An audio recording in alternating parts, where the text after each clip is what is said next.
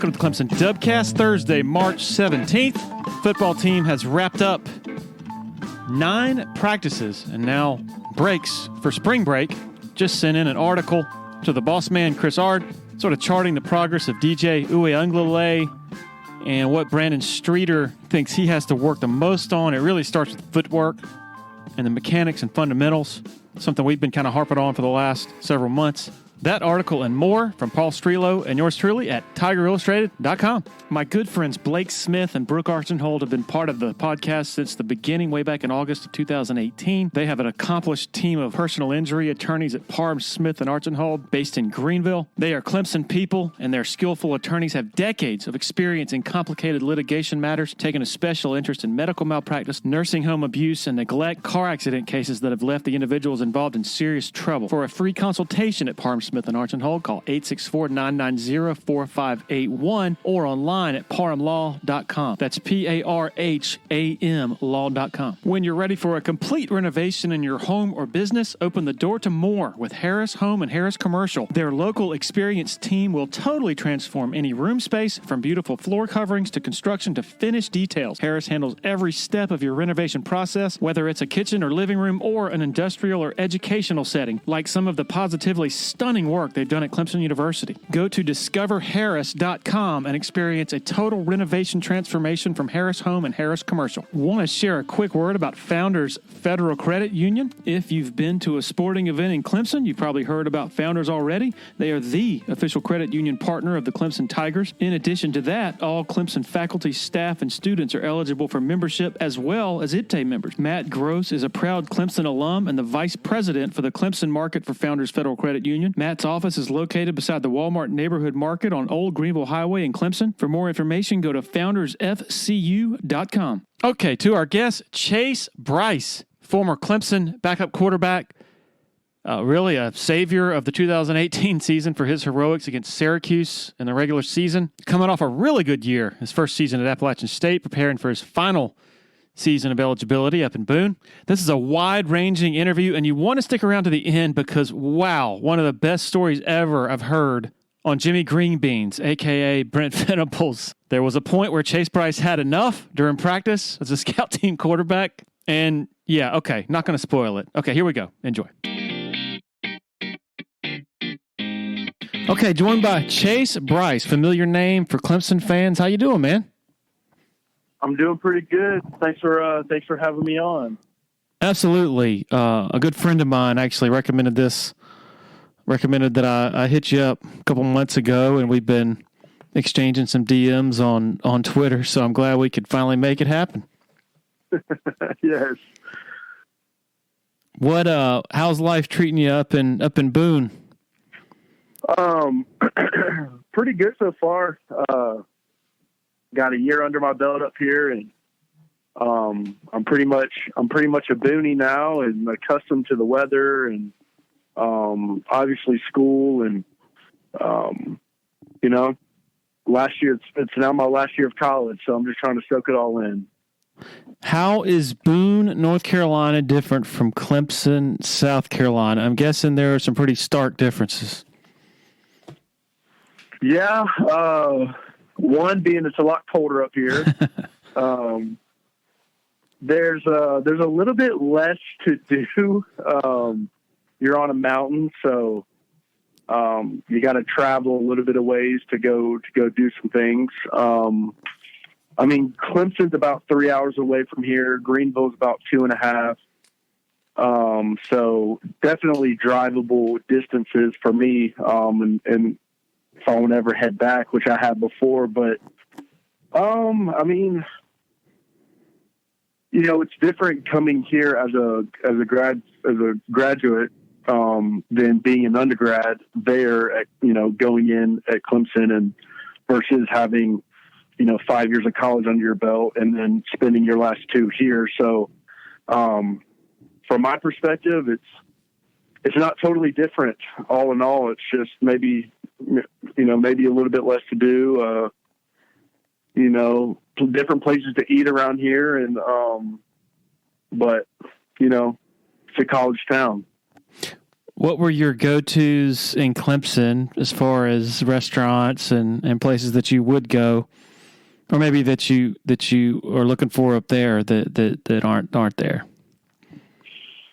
Well, I loved in Clemson having what was it called? Well, right when I guess like as I was leaving, they built that Sully's Steamers, which is pretty good. And then Loose Change, that was a good spot. I love that spot. Potbelly Deli, it's hard to beat that. But also I was closer to home, being at Clemson. So hour and a half down the road, I could go back to Athens, or it was such a good location that you could travel different places and not take you a whole lot of time, especially going up and down a mountain. You can avoid that. So, but those are some good spots that I miss. So can you maybe enlighten everybody on who hasn't really heard your name since you left Clemson, on the decision to go to Duke and then the decision to leave Duke? What was behind that? And then, of course, the decision to choose where you ended up at App State. Right.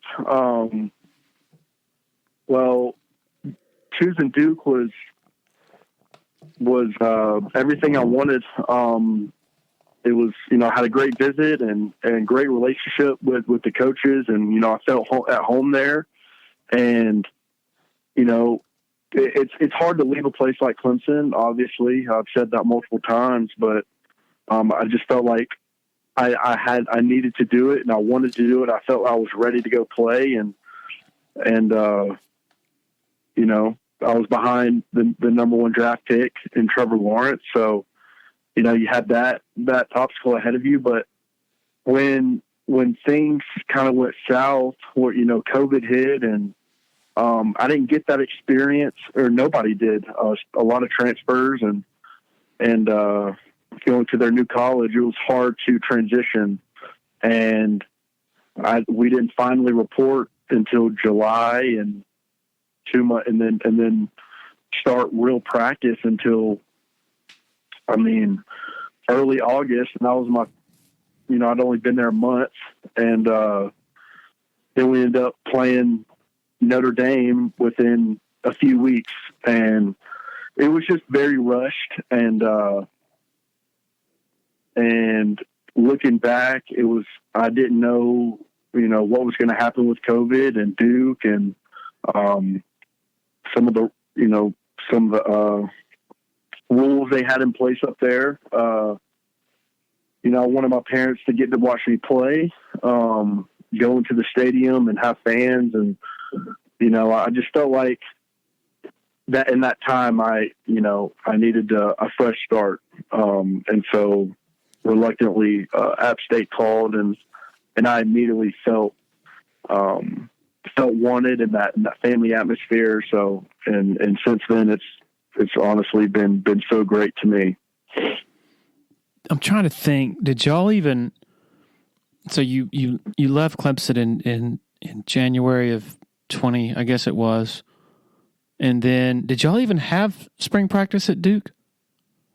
No, or you stayed at Clemson, I guess, until May. I had to graduate in May. So I didn't participate in any spring. Right after we lost to LSU, I talked to Coach Sweeney about a week later, and then he, had great conversation, and he understood and was excited for me in the opportunity to watch me play. And, we threw some teams out there that, he thought would fit me well, and Duke was one of those teams, and he supported me fully 100%. And, while I was still at Clemson, he allowed me to use the facilities, eat there, work out, use the field, throw in the indoor. I still felt a part of the family.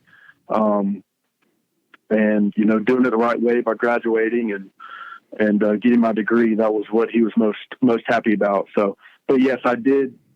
I was leaving. I was graduating in May of 2020, and then I'd be heading to Durham.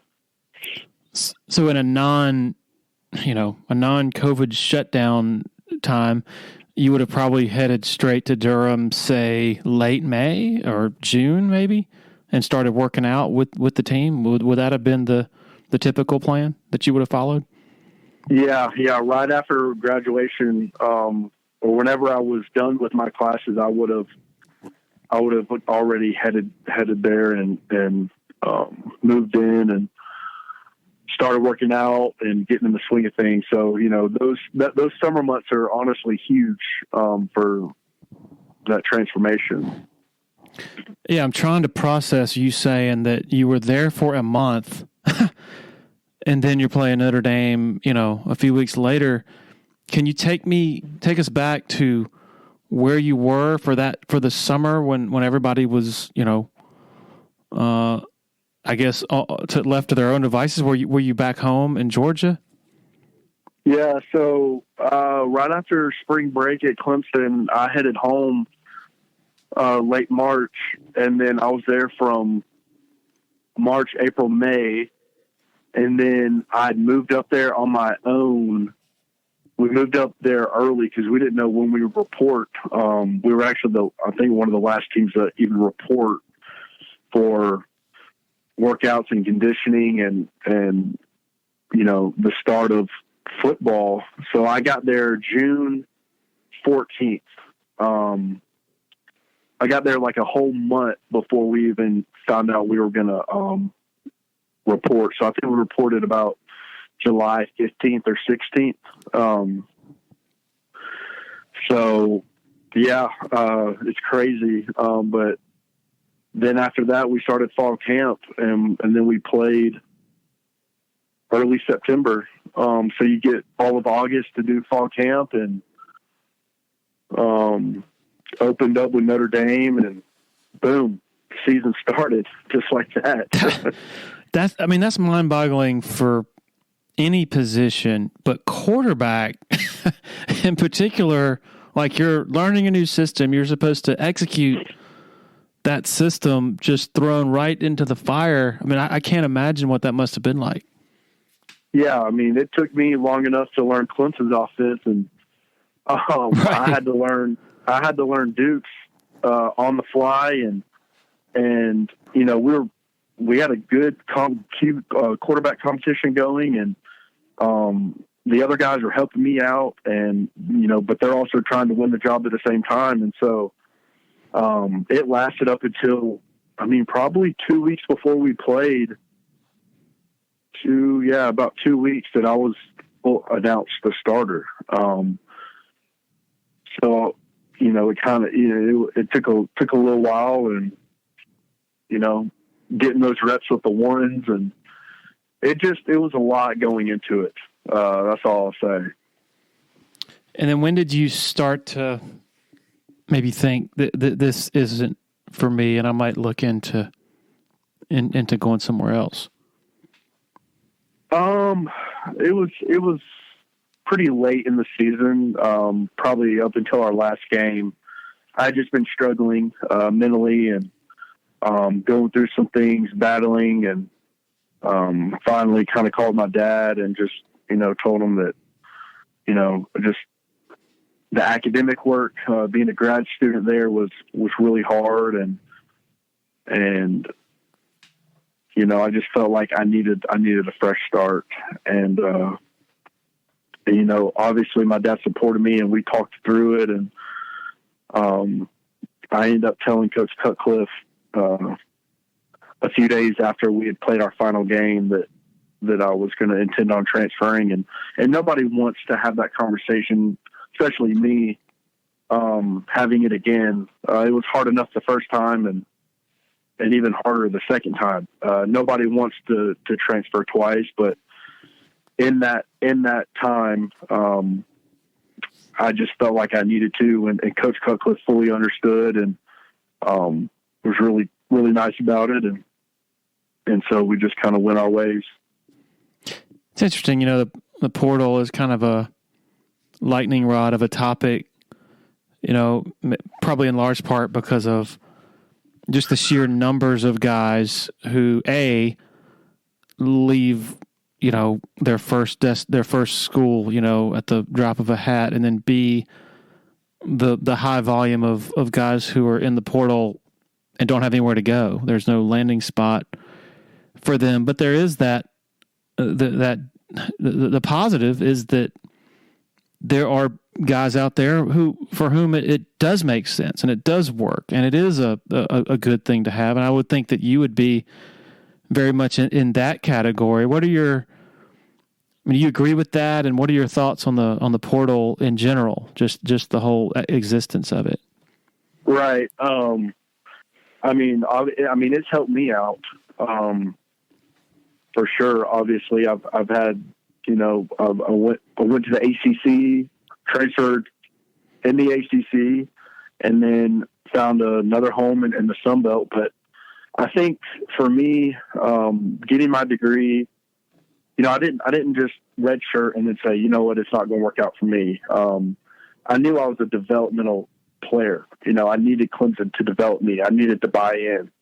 I wanted to buy in. I wanted to be there. I think that's the difference. I can't speak for everybody, but I guess after being in the portal, I've helped and gave some advice to people that wanted to transfer that, maybe should rethink it. Coaches and these programs are not just going to go all in on you just because you're leaving a Power 5 school.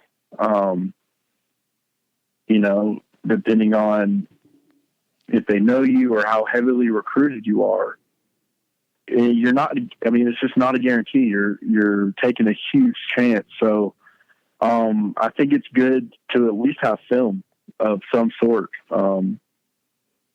I know, I'm seeing more and more just, especially with the NIL. People go to these big time schools, taking advantage of potential money opportunities there, and then saying, all right, I got what I wanted out of them and I'm going to leave now.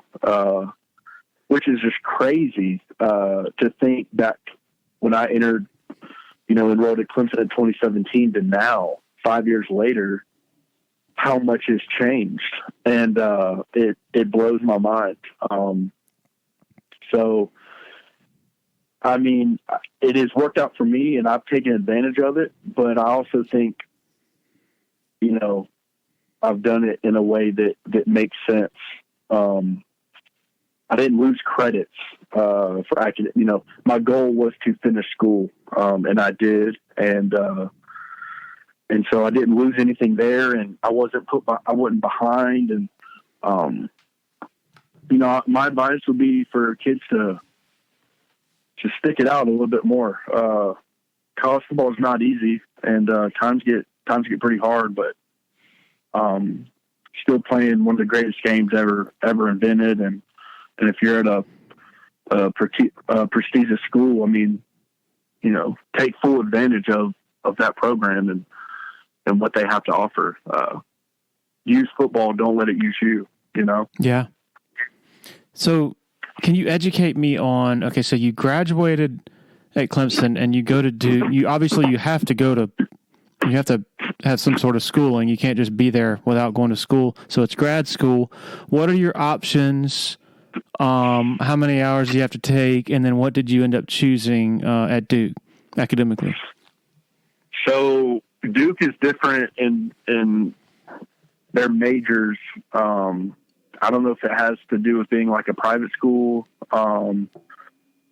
but it's different than the others. And I went into a Foundations of Business Masters, MMS, Masters of Management Studies. And so that was kind of what they suggested I do. And it was pretty difficult. I'm not going to lie. It was also really hard. We're on Zoom. Yeah. I'm not in class. We started off in class wearing masks. And then after 2 weeks, we were told, mainly the athletes, to not go and to just do the class online. So there was no contact tracing or ways that we could, test positive. because we were testing every day, and it's just hard to focus online school, and that was another thing. I didn't know how long this would last, and I took a chance by leaving, but it was just so. It was a lot on the body, a lot on the mind. It was taxing, and it was for everybody. It was not even for student athletes. It was, even the undergraduate students, and the graduate students. It's a tough program that I was in, Fuqua School of Business. And,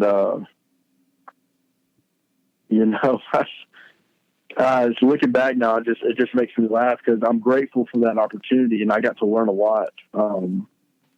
But it happened so fast. I just wasn't fully prepared for that. Not that Clemson's a bad school. It's certainly a respected institution, but does your experience at Duke give you a whole new appreciation for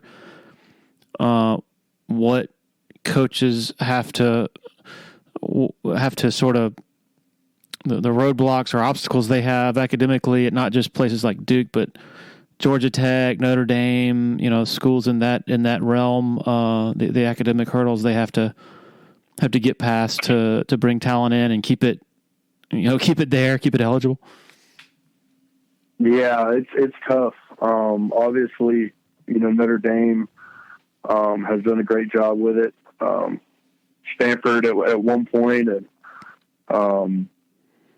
you got to have that balance of, yes, this is Duke, but at the same time, there's not a lot of students there.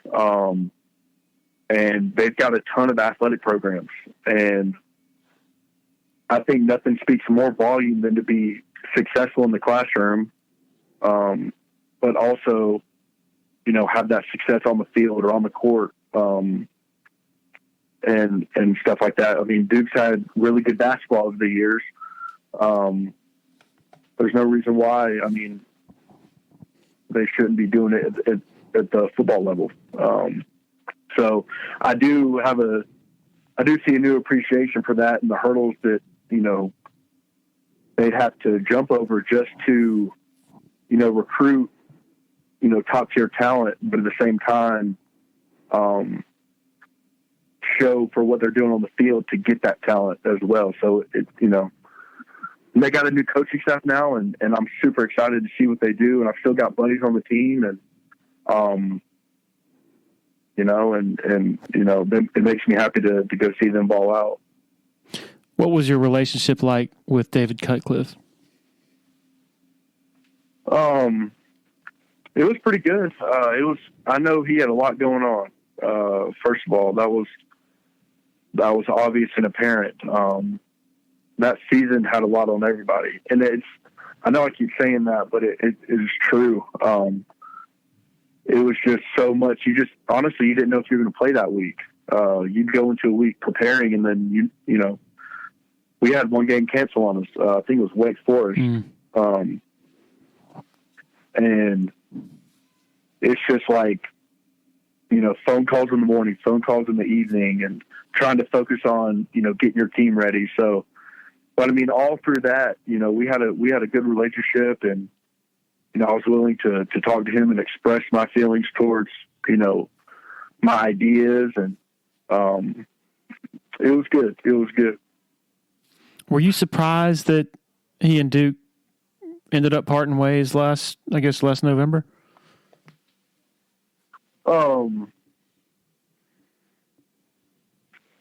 No, I wasn't super surprised. I didn't know what was left on his contract, or how many years he had left, but that the year that we had really took a lot out of everybody. And he had flipped that program around, and, I know people were wishing the best, for him and this past season. But, I feel like he had done all he could do. And so, whether he wanted to not coach anymore or go find a new spot, or,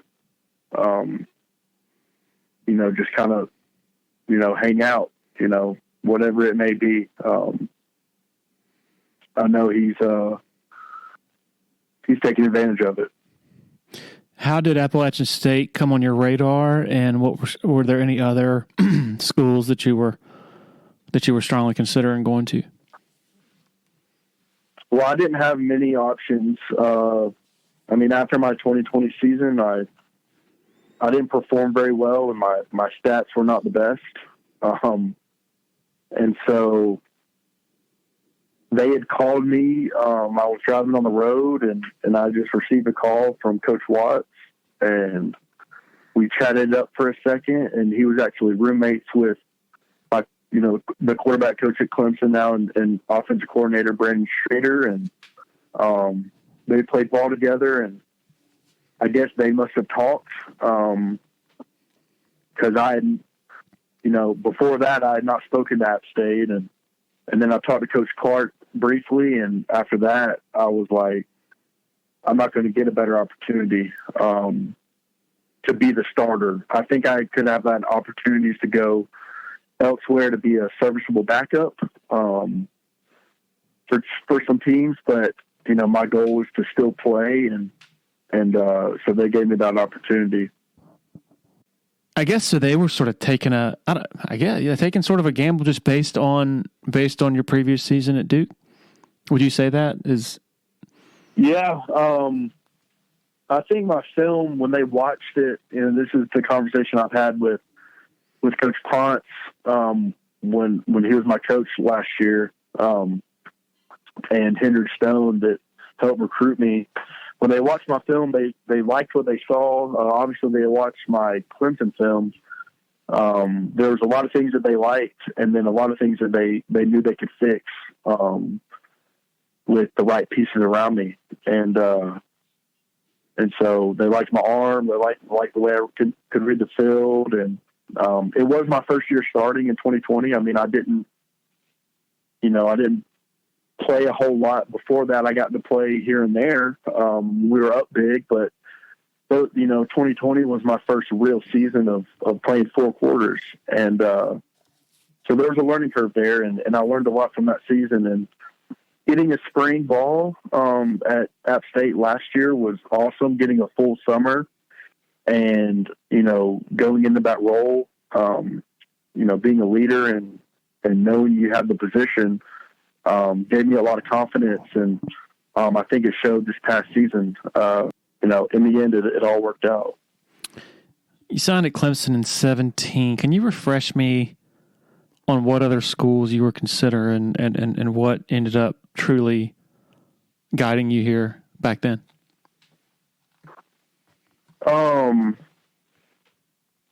Back in 2017, I was looking at, it was Clemson, it was Michigan State, Ole Miss and Baylor. Those two had came in late, and I was waiting out before I committed. I was waiting out on Georgia. And I had talked to them a little bit off and on, and wasn't sure if they were going to pull the trigger or not. And so when they ended up getting the commitment out of Jake Fromm, I knew they were taking one quarterback in that class. And so ultimately I chose Clemson because I felt most at home there. And so it was Clemson, Michigan State, Ole Miss, and Baylor. And did you, refresh my memory, did you enroll early in 2017? No, I came in the summer. Okay. It's just fascinating. It's amazing to just think back. You're coming in after Clemson wins a pretty big game in Tampa for the national championship, one of the most memorable games and plays in college football history, Deshaun to Renfro, and then you come in with Hunter Johnson, 5-star quarterback. You join Kelly Bryant, and then a year later, Trevor gets here. Are you? And I think you mentioned this a few minutes ago. You said you wanted to be developed as a quarterback. Were you coming in thinking? Did you sign with Clemson thinking, you know what, I'm gonna win that job, or were you thinking more practically of the developmental side, as you alluded to earlier, or did I not hear you correctly? No, I knew I was going to be redshirted. I knew going into it, and I was fine with that. I needed to be redshirted. I needed to put on muscle. I needed to go through work, a full weight program, and it would have been really hard for me to try to compete, trying to learn that system with 4 months up until the season. So obviously I knew that wasn't going to be possible. But I played on scout team my redshirt year, and I grew a lot from that, and felt like it made me a better quarterback and better player. And so, yeah, I mean, I knew they were taking 2 quarterbacks, and Hunter Johnson had committed, kind of randomly. I think he was committed to Tennessee at the time, or was going to, and then flipped to Clemson. Like nobody, on a little visit. And then 2 days later, I called Coach Sweeney and told him I was coming to. So I didn't want to miss out on the opportunity to go to Clemson. And then Trevor comes in a year. I forgot when Trevor committed. Yeah, he came in early. Right. I'm just trying to remember when it was done that he was coming, when he committed to Clemson. I forgot. Yeah, I forgot too. What is that like for you? I mean, obviously you go into 17 knowing you're going to redshirt, but long term, when you hear that guy's committed, what is going through your mind as far as your future, and sort of, are you thinking, well, hell, I've been here for a year longer, I'm going to compete with him, or what are you thinking?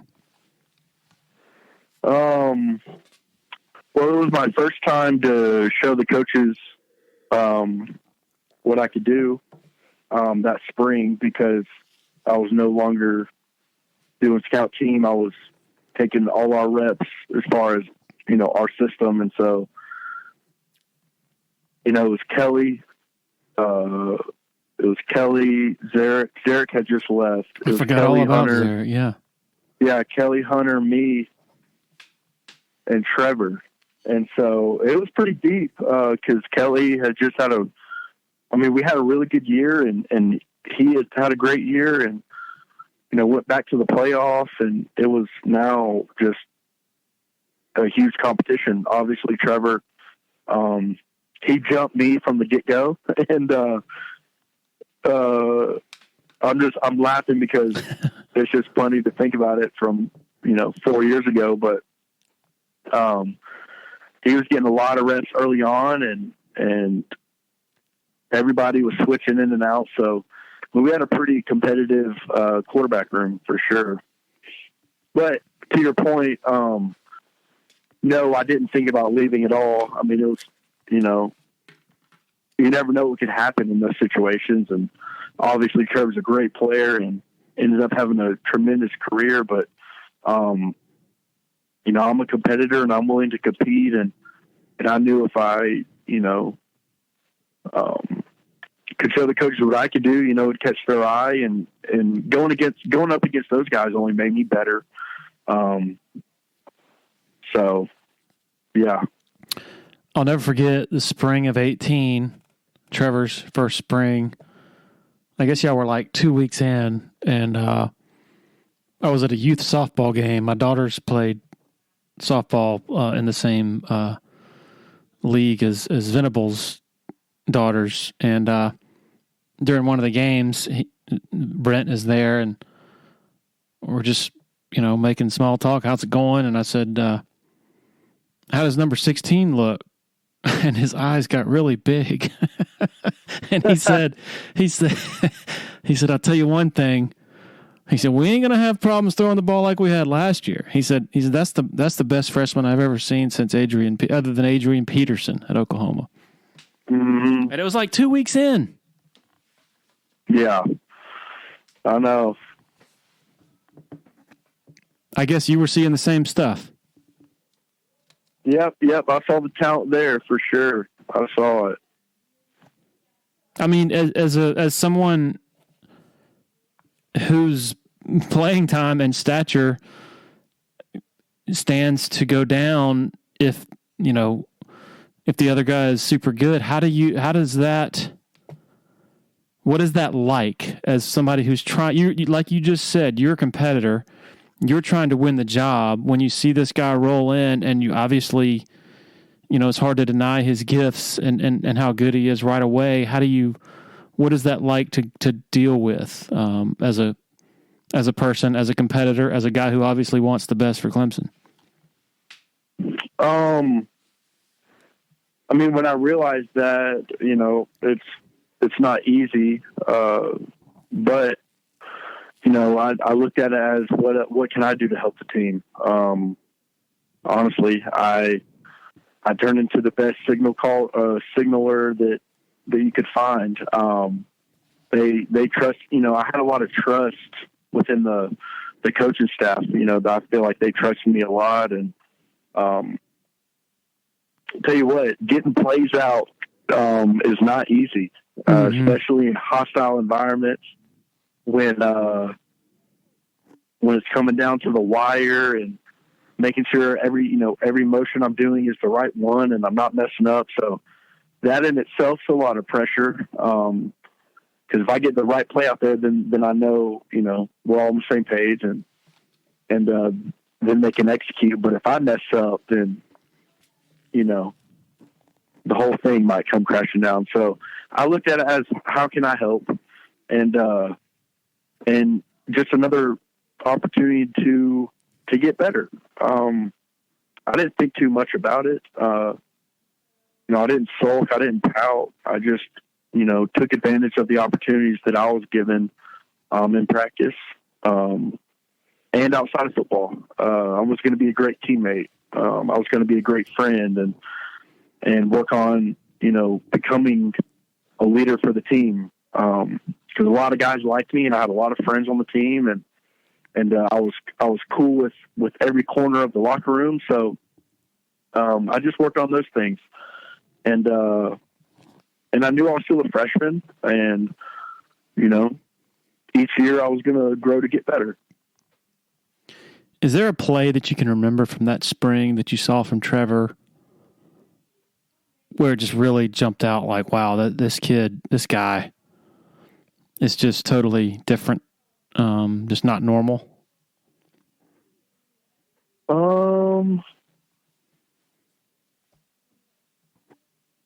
I can't right off the top of my head. It's been a little while. I mean, it's been a little while ago, but I mean, it's probably some type of rollout and he threw it across his body, Yeah. He threw it while rolling out. It was probably one of those deals. I know I've seen a few of those before. Yeah. I was talking to Jeff Scott that same spring, and there was a clip from high school where he's rolling to his left, and the camera just happened to be where he was throwing to a receiver right on the sideline, and that was where you could really, the vantage point of the camera was the only way you could get a true appreciation for the velocity that he got on that ball running to his left. And Jeff Scott, I think, maintains that's the best throw he's ever seen Trevor make was in high school. Mm-hmm. So, yeah, pretty wild. You know what always impressed me about Trevor is he was never impressed with himself, at least what it appeared to me, and still hasn't been. Is that the same? Does that strike you as well? Somebody who has all the 5-star acclaim, but none of the ego or the self-importance that might normally be associated with people of that stature? Yeah, I mean, he's a pretty down-to-earth guy, and he just let his playing speak for himself. One of my favorite plays he had was his freshman year, that Georgia Tech game. Rolling out to the left and throwing that laser to Renfro. That was one of the best throws I'd seen him make. And what else was I going to say?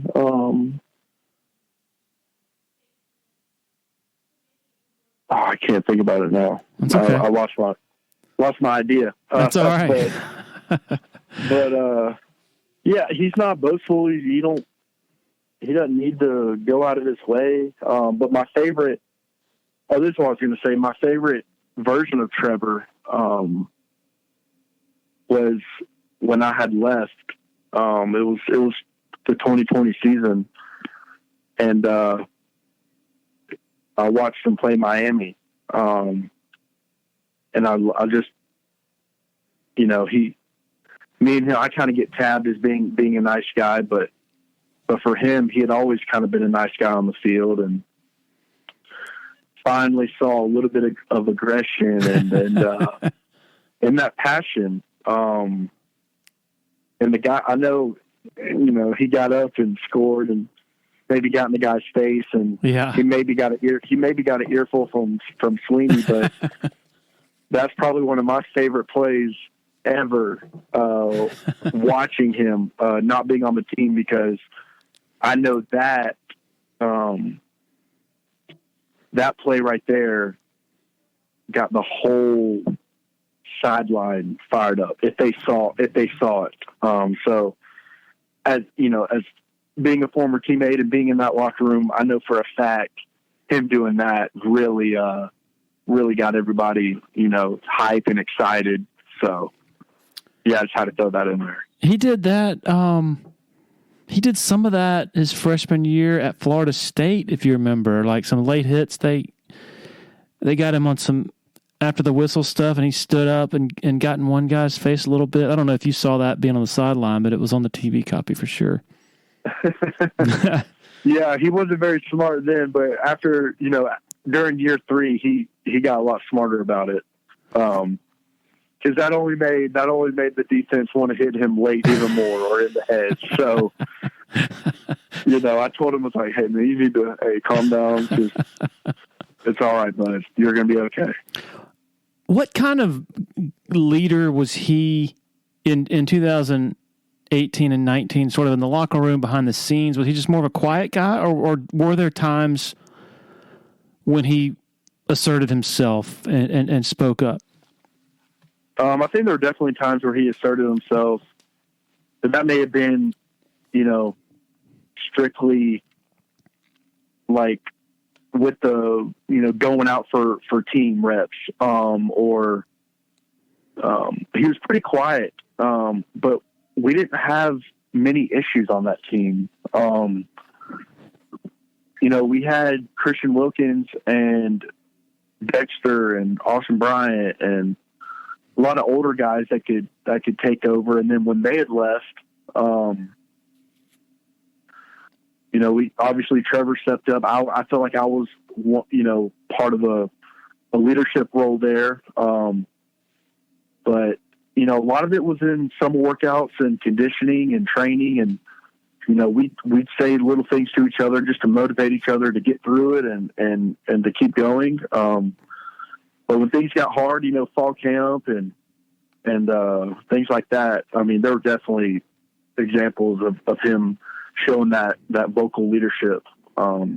He'd huddle us up and give us a message or two, and then boom, we'd be on our way. But, for the most part, I guess early on was a little quiet. And then once he established himself, we all knew he established himself, but it's hard to kind of walk into a situation and use your voice immediately. So, yeah. So what does it sound like when Trevor Lawrence speaks up those random times? It's serious and everybody's listening. I don't know. I can't impersonate him, right. But, I think he's probably worked on it a lot, now being the quarterback of the Jaguars. So he's probably gotten a lot better at it. Not that he was bad at all, but he's talking to grown men now. A lot more reps now. I keep forgetting he's married. So, but he's still a young buck. So, but it's probably a role that he's, getting better at, and some that I got to work on as well. It's a little awkward at first, but once you get past that stage, it's easier because guys need to hear it and they'll listen to a guy like him. What do you take from your experience of being around him? What's the most important thing you take from that betters you as a player, maybe even as a person? Just take it. I really just took the motto of one play at a time. I could see that within his game. He truly would just dissect a play or go through a play, one at a time. He's not worried about, okay, if we don't do this and it's third down and I got to do it. He's solely focused on what can we do on this play? What do I need to do? He's going to scan the defense. He's going to make any checks he has to do, but he's not going to do more than what he's expected and required to do within a play. So that is, I took that away from a playing perspective, and a lot of it when he come off the sideline, I would kind of be there to grab him first, just to calm him down. I mean, me and him both kind of have that same mild frustration if something doesn't go right, but we got to wipe it now. And so he did a great job of helping me when I got to go in. And I would want to grab him the same way, just to, calm him down for a sec before he has to go over what he saw, and talk to coach about it. But, never too high, never too low, even keel. And, that's what I appreciate about him. So, and that's what I try to take away from. If you're in the Eastern Midlands and PD area and you're in any way interested in buying and selling a home, commercial property, land, need to consider reaching out to Uptown Realty. They're based out of Sumter and run by a friend of mine, Patrick Enzer, big Clemson guy, used to cover the Tigers in a newspaper capacity, longtime supporter of Tiger Illustrated, longtime listener to the Dubcast. The home buying process should be an enjoyable experience, so let Patrick and his staff do all the heavy lifting. All you got to do is pick up the phone and call 803-774-0435 or go to uptownrealtysc.com. Another loyal supporter of the Dubcast is Blackacre Law Firm in Greenville, a subsidiary of Parham Smith & Archenhold. Blackacre helps South Carolina residents achieve their dreams of home ownership by providing experienced professional representation for real estate closings. Attention to detail is crucial in real estate law. Blackacre is committed to making sure nothing gets by them preparing residential or commercial closings. Blackacre also offers estate planning services for their clients in the Greenville area. Find out more about Blackacre at 864-326-3507. Solero Communications, formerly known as Tandem Payment, is a full-service integrated electronic payments provider powered by leading-edge technology. Solero provides a wide array of merchant solutions, simplified payments. They make onboarding, taking payments, maintaining risk management and compliance, and getting support quick and easy. At Solero, they're all about helping you achieve sustainable growth as a business. Taking payments isn't the only thing your business needs. With Solero's solutions, you can manage inventory, sell products and services via social media, schedule staff, track sales, get reports, and much, much more. Find out more about Solero at solerocommerce.com. That's CELERO commerce.com. You mentioned that game at Georgia Tech in 18. I guess a couple of days later is when the staff made the call, Trevor starting over Kelly Bryant. And of course, Kelly leaves. Of course, there were 2 days there where he didn't come to practice, so nobody was really sure. And then I think he came that Wednesday and said he was leaving. From your vantage point, what do you remember about the first few days of that week as all these big things are happening?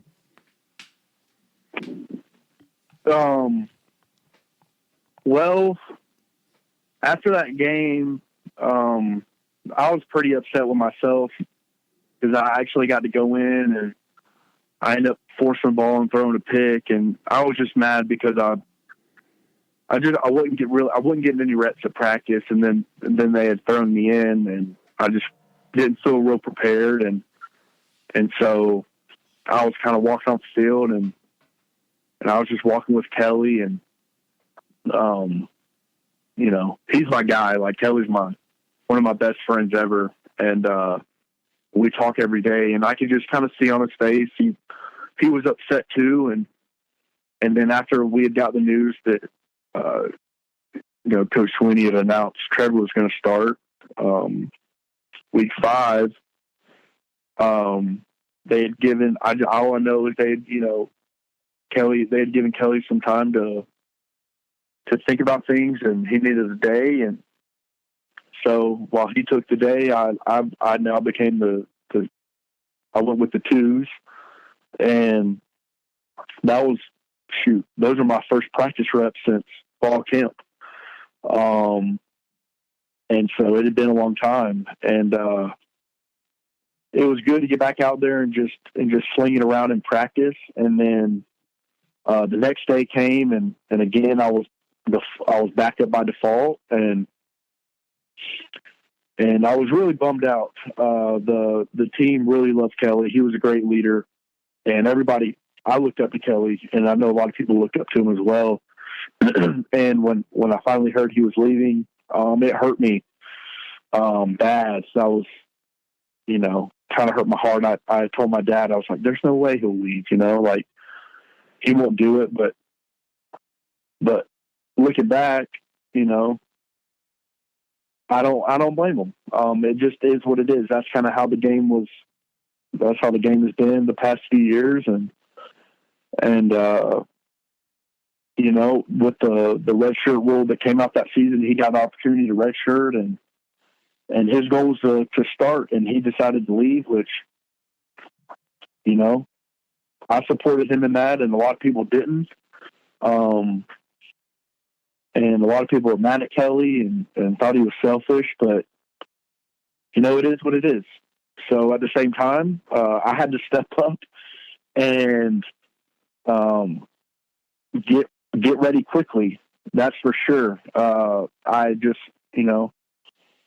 been signaling in practice and not taking any reps. So it was my turn to finally get some reps and start preparing for that week. But seeing Kelly go, like I said, it was hard on me and a lot of other people. And it wasn't, I wouldn't say it was a distraction at all. It was just, a part of our team had left. If that makes sense. It just it hurt Trevor as well. No doubt about it. We had talked about it, and, he hated seeing Kelly go. He loved Kelly. But it is, that's just the business, and each side understood it. So we just, had to move on. Was the locker room, I mean, there were outside the football program, opinions were all over the place. Was it the same inside the locker room? A lot of people supporting him, but some others not so much. Like, what the heck is he doing? Why is he bailing on us? I don't really think there was any division between the locker room at all. I just think guys, looked at it as he had to do what he had to do, and that's about it. And so we got to move on from it. So, I mean, I know they appreciated Kelly and wish he didn't go, but that's just kind of how the cookie crumbles sometimes. And so we just had to keep going because we had a game that week. So we couldn't dwell on it too much. It's interesting. You mentioned earlier in the conversation how much has changed over the last few years. At that point, when he leaves, it's like it's a massive shock, like, because we're just not used to that. People at Clemson, but not just Clemson, but college football. But now you wouldn't bat an eye if a quarterback lost his job and then said, "All right, I'm going to go somewhere else." Do you see, and it sounds like you and others see more of the wisdom now in his decision than you did at the time? Yeah, 100%. I mean, it's different for quarterbacks because one guy plays, but it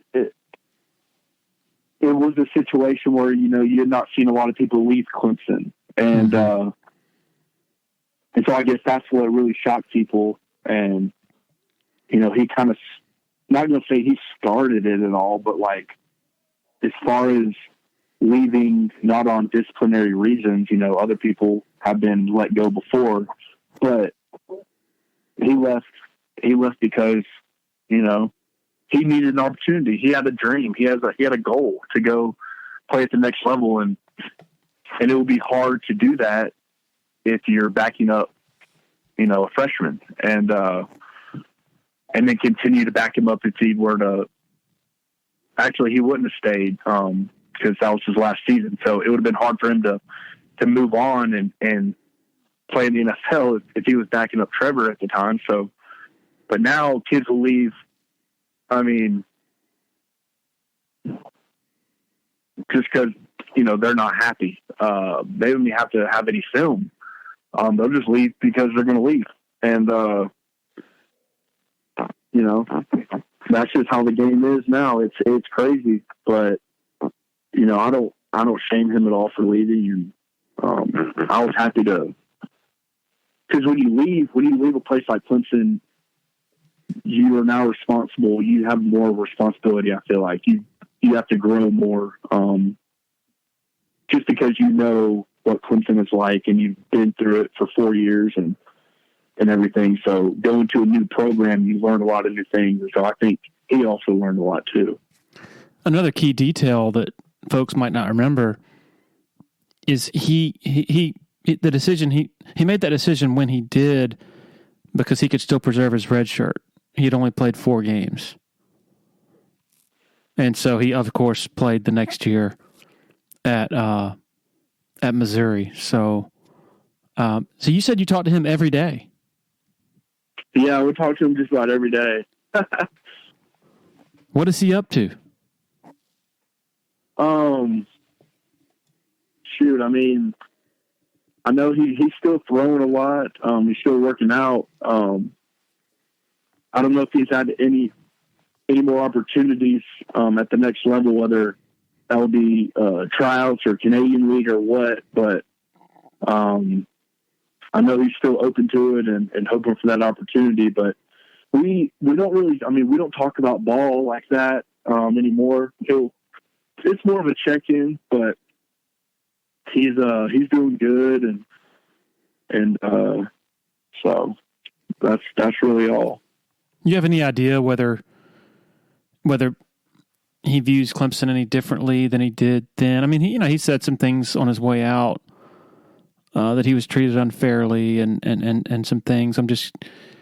He would be the one to ask, but since you have such a close relationship, I figure it was worth asking. Do you have any read on how he looks back at Clemson now, and whether it's different from 4 years ago? No, I mean, I'm not going to put words in his mouth or try to say what he thinks about it. But, he's a graduate of Clemson and he's got a brotherhood there. So, I know he appreciated his time, at Clemson. All right. That Saturday against Syracuse, I forgot what time of the first quarter, second quarter, on the opposite sideline, Trevor goes down. What's going through Chase Brice's mind when you see the training staff going out there to help him up? Yeah, I was worried about him. I was hoping he'd get up. You never want to see a guy hurt or knocked out, and when we all noticed he wasn't, that's when I started hearing my name and start warming up, and it all just happened so fast. I was about to go in and play in the first half. of a game that we were losing. Very important game, a game that we had lost the season before up at Syracuse. When Kelly actually got injured as well. Mm-hmm. It was almost like the same storyline, but my mind was just racing. I didn't have the game experience. I think I had 8 passes to my name. I was just, all over the place kind of. So that halftime really settled me down. I think I got one drive before half, and my first play, they wanted to call a shot, and I'm just like, man, what is going on? You serious? Yeah, first play was a shot. I'm like, Coach Sweeney, what in the world? I just, I'm about to crap myself. Like, is my chin strap on right? I mean, holy crap. But luckily we get into halftime, and we have a plan. Coach Elliott and Coach Streeter and Coach Scott and Coach Sweeney put together a plan for us, and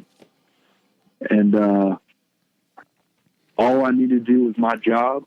It wasn't pretty at first, but it was a gritty performance by all of us, and the outcome was what we wanted. So what happened on the shot? All I remember is I'm dropping back, and the guy comes through the A gap, and I'm like, oh, like immediately, and I was like, oh no, and he rips my jersey around my neck, and I stumble. All I remember is stumbling forward, and I'm like, I got to throw the ball away, so I just toss it out of bounds underhanded, and I'm like, oof, wow, first play, that's what we got. This should be good. And I think we just ended up running the clock out, which I was happy about. But I'm like, let's get into halftime. Like, I'm like, you need to figure out what we're going to do here. Well, you know what Devo was saying with that called shot? He's saying, I got confidence in my guy. This is, Right. Yeah. I didn't take it that way at first. I was like, man, I know. I mean, I only got a little bit of time to warm up, but maybe he was thinking, you know what? All right, brand new quarterback. They're going to blitz. Chase is going to throw it deep. And T. Higgins, he's going to catch and score. That's my guess, but no, it didn't work out that way. He's like, let me show y'all Chase Brice. I believe in this guy. Yeah, here's the introduction. Well, what stands out to me about that game was at halftime, Dabo, as he reflected after the game, he said, at halftime we needed to take some pressure off of Chase, and he said, we're going to run the ball. It don't matter if they have 8 or 9 in the box. We're going to run the ball. We're just going to settle him down. And it just gave me an appreciation for a coach's decisions, a coach's philosophy in the moment. It's way harder than you think, and it, looking back, it was the perfect philosophy to go out there in the second half with, settle you down, and then once you did settle down, you started throwing accurately and making the game-changing plays. Yeah, he was just going to go back old school and ground and pound, and I mean, honestly, for our line, that's what they wanted to do. We were better up front, and we had Travis Etienne, Tavian Feaster, and Adam Choice in the backfield, so that helped out a whole lot. And then an incredible catch by Renfro and a couple bang eights to Justin Ross. And we had a couple drives going. Just getting that confidence and slowing the game down for me really, really helped me settle in. I had Jack Maddox and Will Sweeney on last week, and we both were talking about that catch by Renfro. Was that the best catch that you can remember? I mean, that's not one that gets replayed if you look at his highlights of his college career, but from my memory, that's the one that I still can't really comprehend. I'll be honest. I threw it thinking I threw him on the run, like he could run under it. But like I said, the whole game speed is just different in a game, and I didn't put enough on it, and he made a great acrobat catch. But I truly think his catch the year before at Syracuse was even better. Zarek had thrown a laser on the sideline, and Hunter had caught it with his right hand flat on the ground, like fully extended. His body was like flat on the sideline, and he caught it. And I'm like, wow! I was watching that game on TV because I didn't travel that year, and so he had two of his best catches in career versus Syracuse. That's crazy. Were you coming out of in the second half, out of the locker room after the throwing the ball underhand to the sideline on the called shot? Are you thinking, "Oh my God, this is a nightmare. I don't know if I'm going to be able to hold it together," or are you in a more confident state at that point? Well, I think it all just kind of turns into what you've been doing your whole life. And even though it was a college game, I've been playing football since I was 7. And I knew that, like, Syracuse thought they had us, they were so confident. Trevor's out. Like, we got him. Like, we got him right where we want him.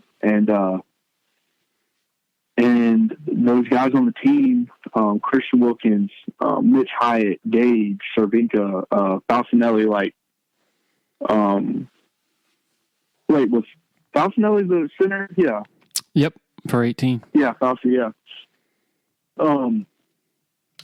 They just settled me down. And Kayvon Wallace, Isaiah, Austin Bryant, one of my best friends too, they said, "Look, hey, Chase, just, they called me Breezy. So Breezy, man, just settle down and go do your thing." They had more confidence in me than I had in myself. And so when I heard that from them, I was like, you know what, I can go do this. I had a good spring. I had a good fall camp. I'd been building and working for this moment. And now it's a game. It's time to go have fun. And go back to your fundamentals. Just go back to the basics and fundamentals, and the rest will take care of itself. Is that an example of how when you relate to everyone in the locker room, that it can really pay dividends for you? Because if had you been, say, aloof and not really relating to people on both sides of the ball over the whole locker room, then you wouldn't have had necessarily Austin and Kayvon and Isaiah coming up to you and trying to offer words of confidence and encouragement. I'll be honest. I think if I wasn't like that, right, I don't think the coaches would have confidence in me. Right. I don't think they would have the confidence to throw me out there or to name me backup. I remember when Kelly had left, it was like, who's going to be the backup if Trevor gets hurt? Well, Coach Sweeney said, well, we got Chase Brice. And I think that goes back to how I carry myself and what I did to catch their eye throughout my year and a half, what I did on scout team. I mean, I know it sounds crazy, but these coaches pay attention to that stuff. Coach Venables got to see me every day. Mm-hmm. I went against that defense every single day. And that only made me better. So if I was if I wasn't, some type of leader or important part on the team,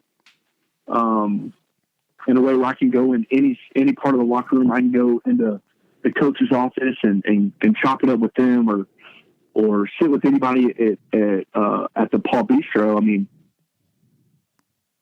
they wouldn't have confidence in me. They wouldn't think I could do it because I would have, obviously for the opposite, I would have separated myself. I would have, not been friends with anybody. I would have, not hung out, gone out to eat or I would have, just whatever. But I think me being that way, it the coaches, saw it in me and knew, that I could do it, that they could do it with me. What's the most unforgettable snapshot of going against Brent Venables when you're on scout team? That was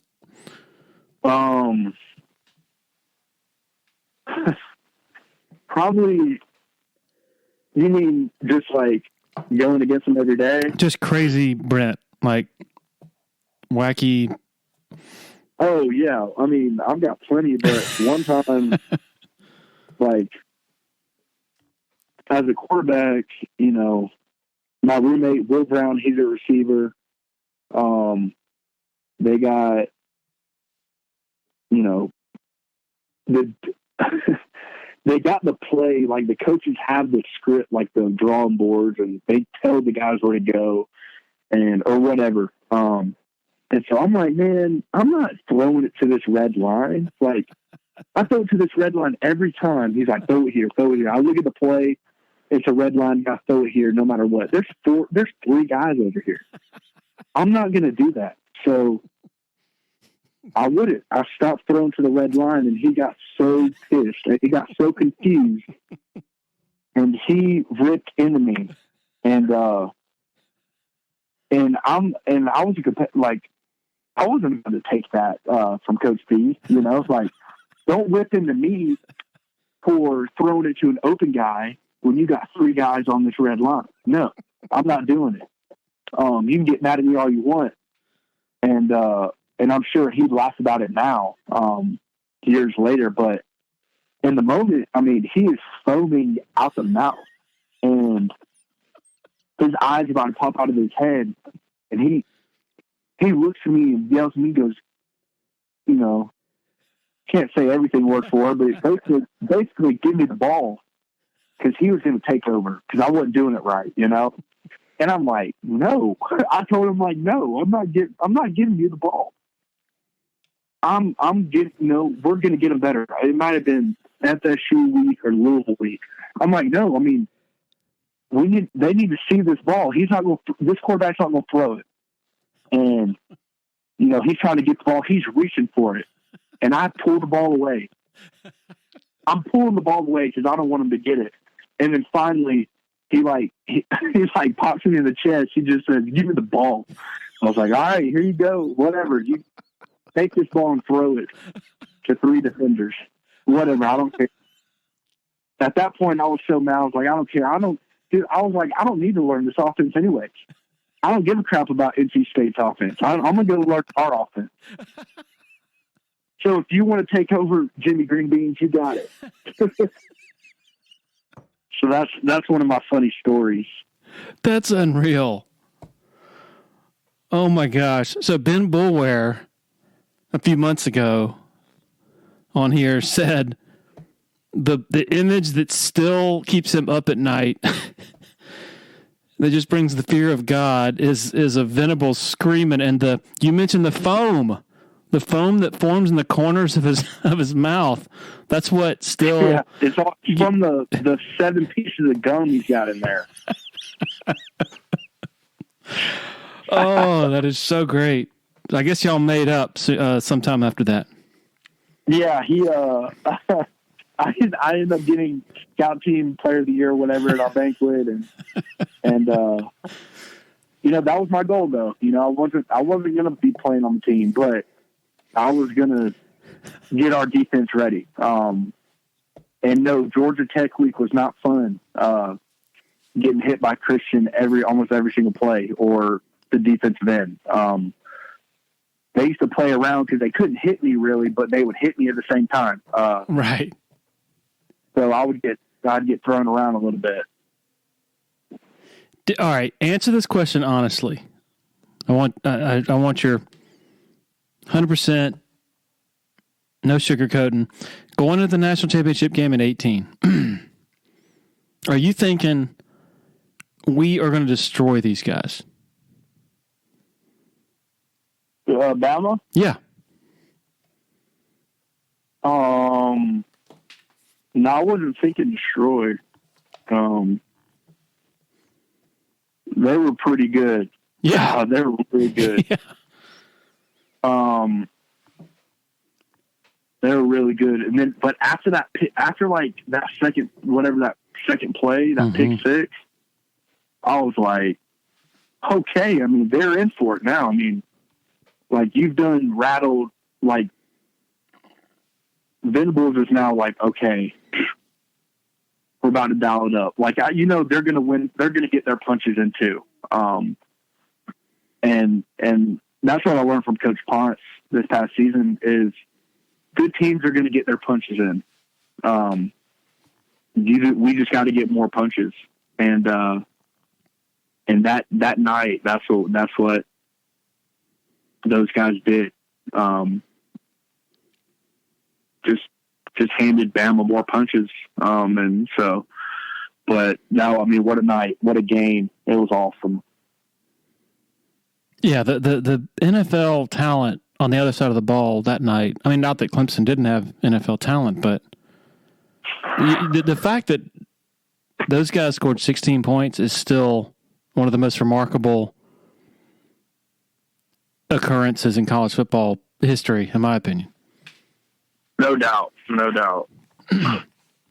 Chase, I told you I was not going to keep you for an hour, and here we are past an hour, so I apologize. You've got to get up early for weightlifting. Blame me, I guess, if you show up late. But I don't know if there's anything else you want to cover. But man, this has been tremendous. I can't thank you enough. That's pretty much all. I guess that's my Clemson career in a nutshell.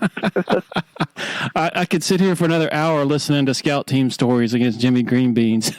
It's just great that stuff. Guy, nutcase. Playing keep away. Did you ever see anybody else hold the ball, play keep away with Brent Venables? I mean, are you thinking he might punch you? No, I mean, yeah. I mean, he basically did. I'm not going to say he punched me, but he basically did. But he was not happy. I'm not even joking. Like, I literally held the ball up tall away from him because I was looking at the play sheet, and he was so mad because I had not listened to him about throwing it to the red line. And I'd done it for like 5 weeks straight, and I'm like, this is crap. I'm not doing this anymore. I mean, I'm throwing I was throwing picks to Tavon and Nolan. I'm like, no, like, why are there 3 guys on my one receiver? Like, this guy's not going to throw there. He's just not. And so I kept the ball away and held it in my left hand up top, and he wanted it badly. And I ended up giving it to him, and then it made me mad that he didn't like that I was throwing it to an open guy. So I just didn't go over to scout team like the next week. I was like, screw that. I'll go watch, Kelly. Like, I'm going to go watch what's our plan. I want to know our plan versus who we're playing. I don't care about our defensive play because I'm not a defensive guy. So whatever, dude.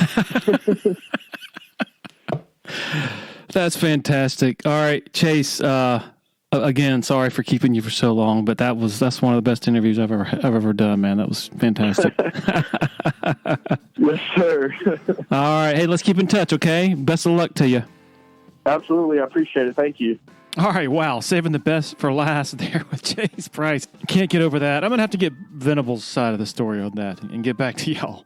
Appreciate Chase for sharing his time with us. Also appreciate the very loyal support of our sponsors.